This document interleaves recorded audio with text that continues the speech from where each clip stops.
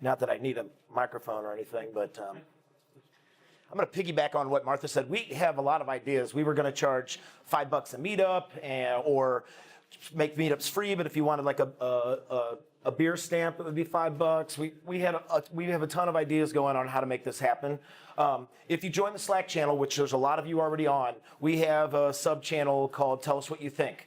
If you have any ideas at all, this is not an open forum today, but if you have any ideas at all, stuff them in your pocket and put them in. Tell us what you think. This is your community. We just try to organize things, but this is your community. So whatever you guys want to do, it's up to you. It's a group vote type of thing.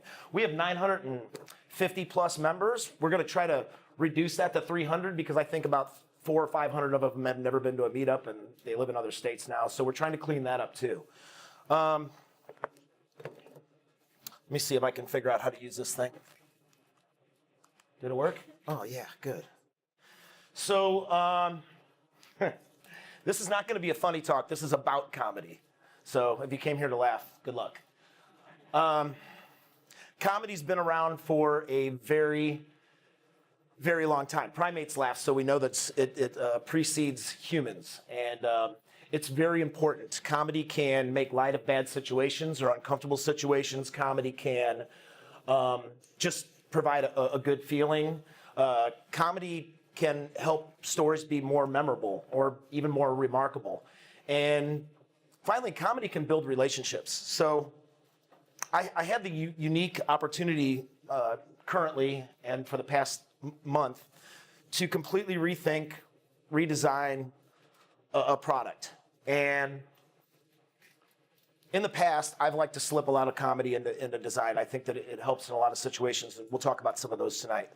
But I was really pondering whether or not to do it in this instance because it's a product that's, it's a platform for helping solve world hunger socially. It's not really a funny subject. But the online process, the online conversion is very low because it's a very long process. You have to have credentials to be a member, etc.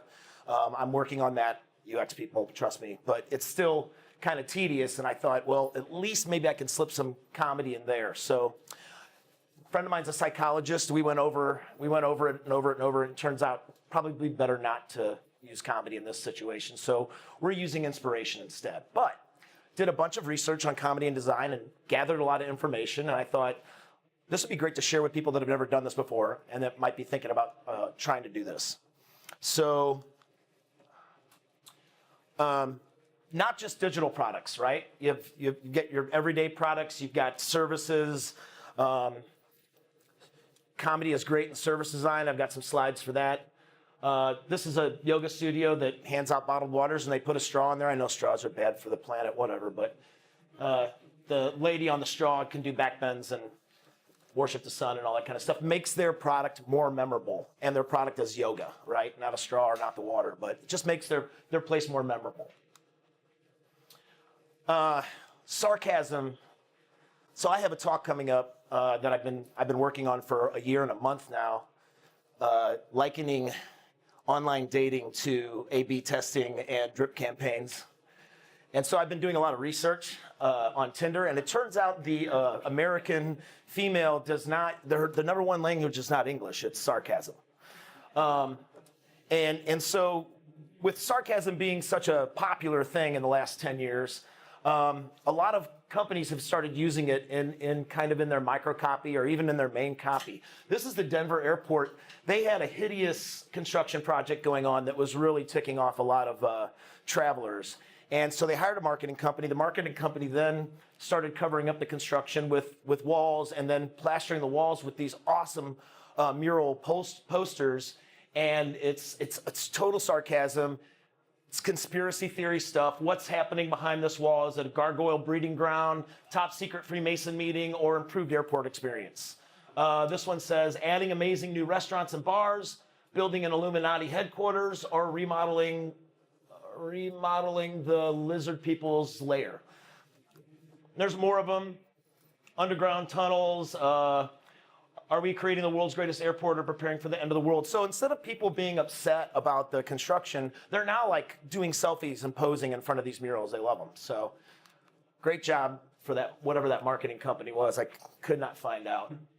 Process fatigue. This is where I started looking at it heavily about 10 years ago. Just trying to use a little levity during some process fatigue where you know it's happening.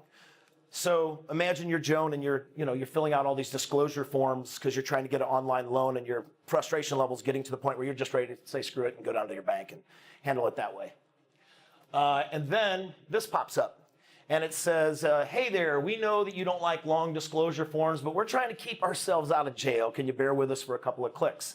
That improved their click-through rate like enormously. And I tried to do some more research on this to try to get, because I've got sources at the end of this, but it turns out this is like an urban legend among UX people. Like this, I don't think this actually happened. I think it's just a story. Broken relationships. A great way to get a customer back after their frustration has led them to leave is through a little levity, some comedy. This says, we miss you like the deserts miss the rain, but the best part is it says, hey, so this is awkward. How have you been? Us doing great. Things are really looking up, one day at a time, deep breaths. This person, by the way, just canceled their subscription probably a couple days prior. Just one thing, please come back since you left. We're all numb. John Mayer is deep. Nicholas Sparks is moving, and who knows how the hell all these cats got in here. So yeah, that's Grubhub, and basically that's their. If you ever quit Grubhub, that's the email you get. There's a couple more that they send that are pretty funny. So one of the questions I get is like, hey, copy consistency is like a real big deal. If we're going to use comedy, do we have to be all funny all the time? Like, do we have to be MailChimp, or can we just squeeze some in there? And I always say, no, you can just start with some micro copy or just some surprise interactions. Wufoo, their placeholder text for their forms is the entire intro copy for Voltron, the cartoon. And guys my age recognize it immediately, and we get a kick out of stuff like that. So MailChimp, obviously their entire brand identity revolves around comedy, and people use their product because they can relate to it. But even if your brand identity relates to comedy, it's not really for everybody. So they have a party pooper mode where you can turn off the laughter, I guess. 11% of people have their comedy turned off in MailChimp. So some people will say that's a really low number. Some people say that's a really high number. Some people be scared by that. I think it's an amazing number because 11% of their customers like the product so much that they decided to figure out a way to turn the comedy off instead of leaving them for somebody else. And most of their clients come to them because of their comedic branding. So sometimes offering a way to turn that kind of thing off can be a big help. They've retained 11% of their customers. Who knows? Maybe they would have stuck around and been frustrated, or maybe they just would have left. So this is not a comedy class, but let's just talk about some of the ways that you can use comedy in design. First of all, puns. So 3-year-long study on puns. I don't know where these people get their grant money, but I'd like a piece of it. Puns help people remember things. Simply by inserting a pun into a story or a brand engagement or an introduction of a product helps people remember that product. So this is just an example, Tabasco being a grenade going off in your mouth. Again, silliness and sarcasm. This website is called Hipmunk, and Hipmunk, if I can do this without going on your side. Yeah. So Hipmunk had an API issue. They reach out to all these other sites, these travel sites, and they gather their information from the travel sites. And their API issue kind of cut them off at 30 days. They could only book out 30 days long. And I don't mean 30 days from today, but you could only book from like Monday on December 1st to December 31st. It would only do 30 days at a time. It maxed out. And then people started booking trips where they were gone for 2 or 3 months, and they couldn't do it on here. So not being able to fix that right away and kind of frustrating some of their customers, they came up with this really funny thing. It's like, hey, why don't you just move there? 30 days is the max, bro. So there's different, if you go to Hipmunk and use their product, there's little tidbits like this, little interactions like this all over their site. This is Carrot Hunger. Anybody know about Carrot Hunger? So Carrot Hunger, they specifically kind of talk down to you, or I don't know. I don't really see it as talking down to you, but that's kind of their thing. They talk to you in a way that no other fitness app would ever talk to you. So when you log on, it's greetings, meat bag. They're asking you how tall you are by saying, how tall is that lovely endoskeleton that's hiding under your flesh? When they ask you how much you weigh, it says exactly how much does your carcass weigh. They have this language that's what attracts people to their brand. Obviously, there's a whole bunch of people, probably the majority of them, that won't use this, right? But the people that use it love it. That's why they like it. Also, it's extremely usable. The same study, basically, it says a couple of things. One is that giving people an outlet to laugh at themselves when they're trying to do something that might be frustrating is another great way to retain that person. So everybody knows that anybody here that, I mean, I lost 42 pounds. I had a Fitbit and I hated it. I just hated it. It was the worst thing ever. Just remind me that I'm lazy. But I started using this and it kind of changed things. I really got into it. It's not for everybody though. Surprise interactions. This is Photo Jojo. And when you go to scroll down to look at the description and all the other cool things that are at the bottom of the screen, it just reaches down, grabs the screen up, and pulls it up for you to the next section where you want to go. I thought that was pretty cool. There's all kinds of examples like that in the back too on my source listings. Here's a cool one. This is a task management software. If you complete all the tasks that you have for that day, unicorn with rainbows coming out of its ass flies across the screen. It's pretty awesome. I dig it. Everybody remembers the MailChimp button where the hand comes down and it's sweating profusely because it's like, I'm getting ready to send this to a bunch of people. I hope I didn't make a spelling error. So successful transactions is a great way to use humor. Changing your profile information or uploading something or purchasing tickets to something. It's just a great way to do it. But humor can also enhance your relationships with your users. Everybody knows that frustration when you hit an error or you hit a 404 page or you didn't fill out an entire form and it comes back and says, hey, you forgot this area. So Blue Egg does something great. I mean, they don't blow up on your screen. There's no volume that comes out of this thing. It's just a picture. And everybody here knows what the frustrated goat sounds like. Mina, keep your hand down. Everybody knows what the frustrated goat sounds like, right? It's real loud. It's annoying. So that's how you feel when you hit a 404 page. People have shared this page more than any other page on their website, their 404 page. So, chatbots. I wish Skip was here. Chatbots are like the fidget spinners of the internet. I think they're going to come and go, or they're going to have to evolve because right now people are just kind of frustrated with them. But if they're done right, they're really done. I mean, they really help out a lot. MailChimp and a couple of the HubSpot has a really good one. MailChimp's is really good. It helps out a lot for new users. When I'm training new people on how to use MailChimp, the chatbot is a big help for them. About pages. Everybody's seen the agency about page where everybody's trying to be cool. One of these is they all took their Beats headphones and they put it over their eyes, and then the last picture is Jody LaForge from. And then these are all. They just did mug shots and they wrote silly things on the board we've all seen these. It's a good place that you can use humor, especially if you're trying to attract people to your company. You want to kind of show, hey, we got a lighter side. It's not all fluorescent lights and cubicles here.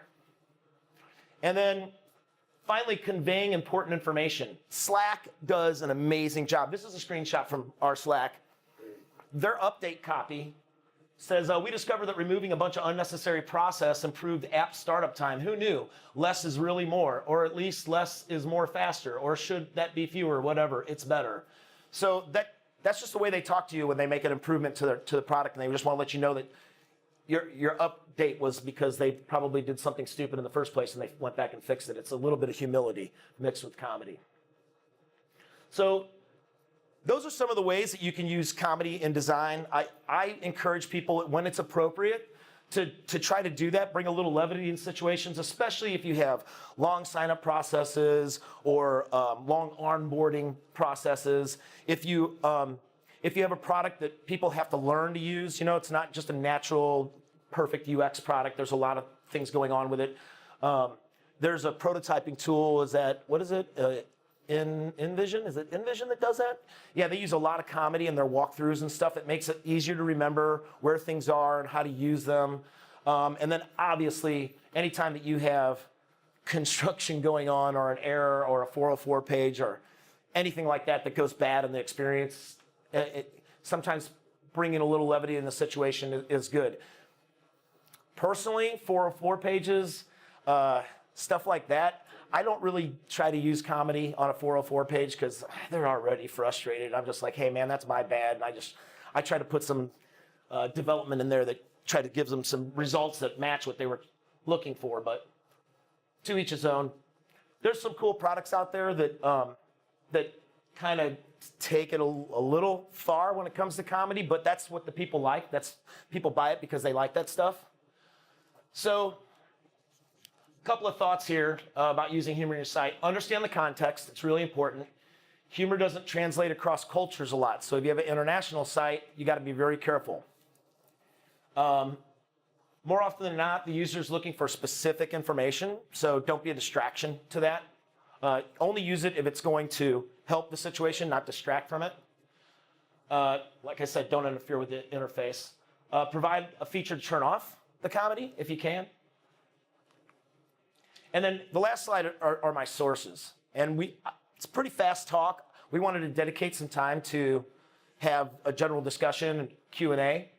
So that's pretty much it.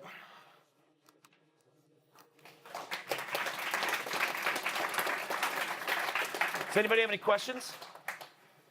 Questions, comments? A comment, we had this discussion at Scottrade, the late great Scottrade, and we wanted to put some humor into some of our pages, but ultimately we targeted this 404 page because that was the safest. You don't really want your financial institution to go, whoopsies!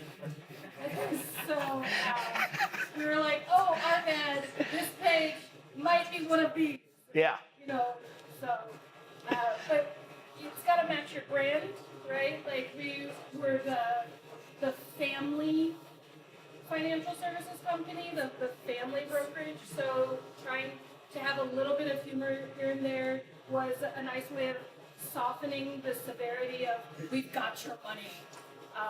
Yeah, so that's where I failed. I did it for a credit union, and it's just not a good idea where if you're trying to put your money somewhere to have comedy in there. But a couple of years ago when I redid Callaway's website, we put all kinds of cool stuff in there, swing and a miss, just a lot of golf humor around errors on the website or checkout processes.